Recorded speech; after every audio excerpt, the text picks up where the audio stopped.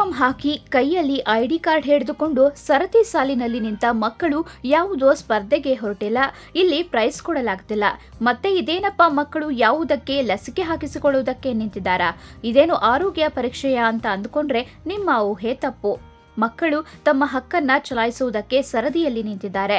ನೋಡಲು ಜೋರಾಗಿರುವ, ಚೆನ್ನಾಗಿ ಓದುವ ಹುಡುಗ ಹುಡುಗಿಯರನ್ನ ಶಾಲಾ ಮಂತ್ರಿಯನ್ನಾಗಿ ಮಾಡುವುದು ಹಳೆ ಸ್ಟೈಲ್. ಈಗಿನ ಮಕ್ಕಳು ಏನಿದ್ದರೂ ತಮ್ಮ ನಾಯಕನನ್ನ ತಾವೇ ಆಯ್ದುಕೊಳ್ತಾರೆ. ಅದಕ್ಕಾಗಿಯೇ ಈ ವೋಟಿಂಗ್.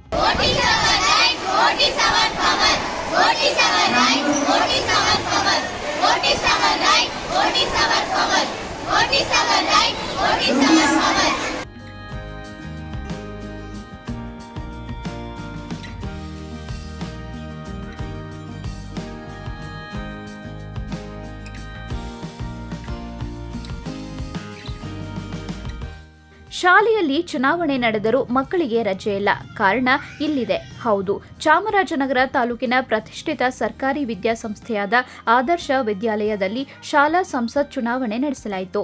ಈ ಚುನಾವಣೆಯಲ್ಲಿ ಇಂದಿನ ವಿದ್ಯಾರ್ಥಿಗಳಲ್ಲಿ ಮತದಾನದ ಮಹತ್ವ ಮತ್ತು ಮತದಾನದ ಪ್ರಕ್ರಿಯೆ ಬಗ್ಗೆ ನೈಜವಾದ ಅರಿವನ್ನ ಮೂಡಿಸುವ ಪ್ರಯತ್ನ ಮಾಡಲಾಯಿತು. ಸಾಮಾನ್ಯವಾಗಿ ದೇಶದಲ್ಲಿ ಚುನಾವಣೆ ಹೇಗೆ ನಡೆಯುತ್ತವೋ ಹಾಗೆಯೇ ಶಾಲಾ ವಾತಾವರಣ ಮೂಡಿಬಂದಿತ್ತು.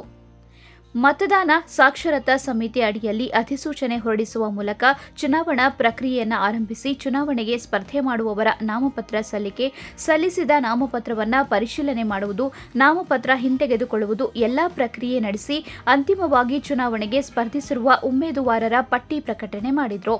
ನಂತರ ಬಹಿರಂಗ ಪ್ರಚಾರಕ್ಕೆ ಅವಕಾಶ, ಚುನಾವಣೆಗೆ ಸ್ಪರ್ಧೆ ಮಾಡಿದ ಅಭ್ಯರ್ಥಿಗಳಿಗೆ ಪ್ರತ್ಯೇಕ ಚಿಹ್ನೆಗಳನ್ನು ನೀಡುವುದು, ಅಂತಿಮವಾಗಿ ಮತದಾನ ನಡೆಸುವ ವಿಧಾನ, ಹೀಗೆ ಎಲ್ಲವನ್ನ ನೈಜವಾಗಿ ನಡೆಸಲಾಯಿತು.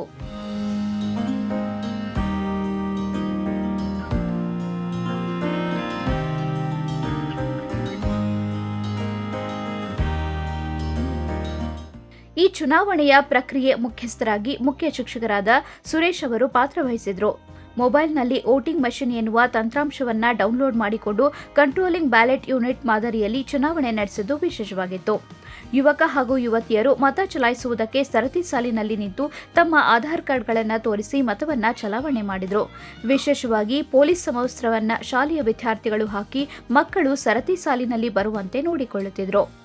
ಮಕ್ಕಳು ಕಲಿಯುವ ವಯಸ್ಸಿನಲ್ಲಿ ನಾಯಕತ್ವದ ಬಲ, ಪರಿಣಾಮ, ವ್ಯಾಪ್ತಿ, ಹಾಗೆಯೇ ನಾಗರಿಕರ ಜವಾಬ್ದಾರಿ, ಅಧಿಕಾರ, ಹಕ್ಕು ಇವುಗಳನ್ನು ತಿಳಿದುಕೊಡುವ ಇಂತಹ ಚುನಾವಣೆ ಮಕ್ಕಳಿಗೆ ತಮ್ಮ ನಾಗರಿಕ ಮೌಲ್ಯ ಬಲಪಡಿಸಿಕೊಳ್ಳಲು ಸಹಕಾರಿಯಾಗುತ್ತದೆ.